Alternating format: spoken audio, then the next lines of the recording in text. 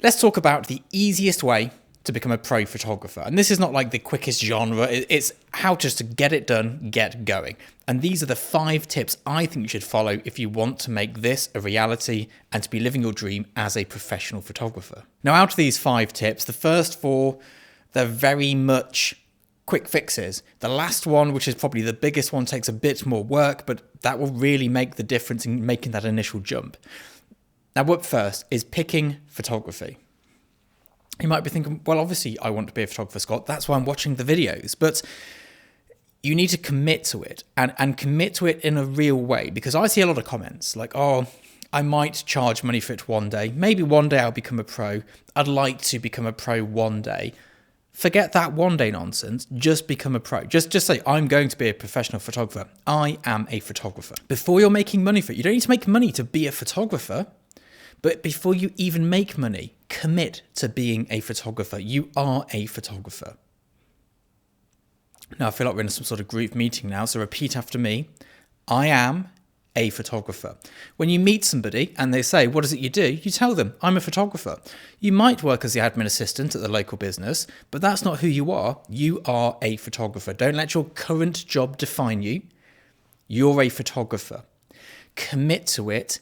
Make that like a self-fulfilling prophecy. Now, I'm not one of these people who believes in the whole, like, if you believe it comes true. That is nonsense. But if you're in the right mindset, you make the right moves and you present yourself in the right way. And that will happen. Now, as well as picking to be a photographer, go and get your name, or as close to your name as possible, as a domain. My name's easy. I'm the only person with it. So I just get my domain. If your name happens to be Scott Smith, not so easy to get. So Scott/Smith. Smith photography, whatever it is. Don't go and get a company name, just go and get your name as a domain. If you want to be a good photographer, you need to use your name anyway. We'll do a video about that if you want to know about business names. I'm sure I've done one before, but we can always rehash it, can't we? Number 2, choose a type, choose a niche, choose a subject, choose something that you're going to be the photographer for.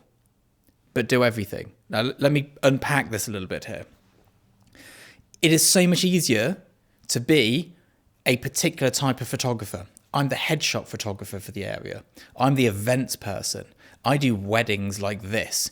I do standardized weddings. I do really weird, wacky, creative weddings, whatever it may be. Have that thing that you do. It seems counterintuitive, but when somebody goes, I need a headshot, who is the headshot photographer, they don't start thinking about the person they just saw post on Instagram a picture of a cat or whatever it may be. They're looking for the headshot photographer. So pick it, commit to it, but, and this is where I've lost a lot of you in the past, and I've not explained this well, my bad. Do other things. Like, for example, me, I shoot bold and graphic food. But that's not what I'm doing next week. I'm doing something else. I'm just not going to tell you about it because I still need to make money. Still need to put the bread on the table. Still need to, be a photographer. Likewise, tomorrow, actually, I'm off to do some street photography. Love me a bit of street photography. Don't put it as part of my business. It's not on my social media. It's not part of my brand. It's not who I am. My agent doesn't represent me as a street photographer. No. But it doesn't mean I can't go and do it. And it doesn't mean if someone goes, can you do my headshot for me, Scott? And I've got time to do it, that I can't do it. Do everything. Present yourself as one thing. People will still come to you and go, do you do this? Because they don't understand the nuances of photography. But that's a better way to be than try and do everything and no one know what you do. Number 3, this is a real important one. I'm not going to go into too much detail because you're not going to listen to me anyway. Keep it lean. Keep it lean. I ran my photography business out of my bedroom for years. I am now so angry at myself for having all of this. You probably look at it and go, that's really cool. You've got a studio to go and hang out in and get to play photography and, all that good stuff. Yeah, that's kind of cool and everything, but I have to pay for all of this. I have to and this sounds ridiculous, I have to clean it all.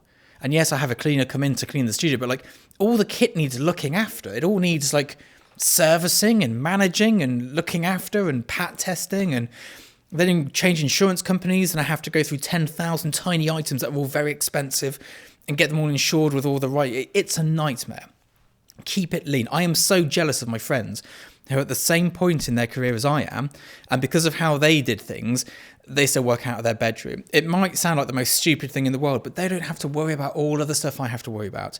It's like this morning, I had no hot water.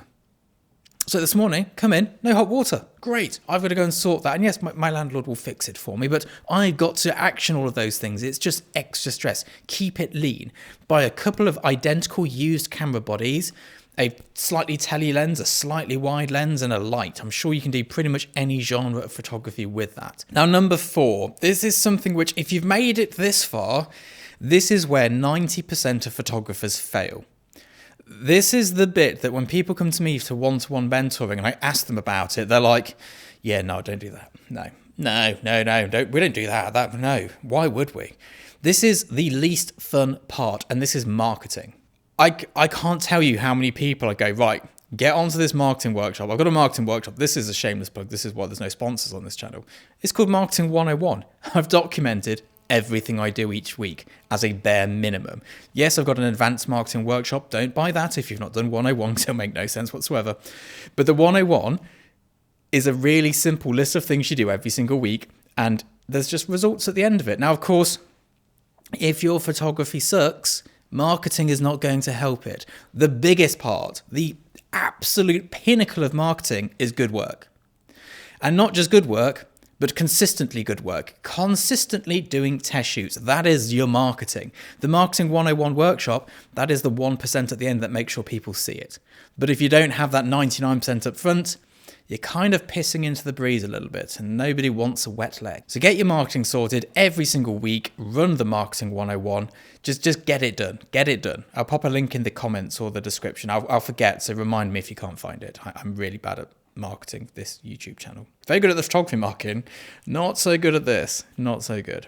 Okay, the last one. This is something which is going to get its own entire video on, so hit subscribe if you want to see about this. But this is frugality. I'm wearing a different outfit today. You might notice that, and this whole video and the next one is all because of a comment I saw going, it's a bit confusing that you wear the same denim jacket in every single video. We can't work out which one's which, and I was like, yeah, that's a really good point. It's very hard for you to notice, but there's a reason why I wear the same one. It's because that's my jacket for the studio, and this is the jacket I wear at home. They are my 2 jackets. I have a suit as well, but like, I don't have much. I don't spend much. I live a very frugal life. I was actually chatting to one of my very good friends who taught me a lot of my photography back in the day. And he was like, well, you're such a sensible guy, Scott. You know, you're quite frugal. You don't spend lots of money on pointless things and like status symbols. And I don't. And it's so much easier to become a professional photographer if your overheads are lower. If your overheads are 40 grand a year and you want to become a professional photographer, you've got to make at least 40 grand a year. If your overheads are 10 grand a year, you've only got to make at least 10 grand a year. These are very different amounts of money needed to be made. Now, I'm not going to go into any more in this video. Hit subscribe if you want to see more about this, or might already be out there by my bad scheduling system. But make sure you're aware of your lifestyle and the implications it has on how much money you are going to need to make. I'll see you all soon. Bye-bye.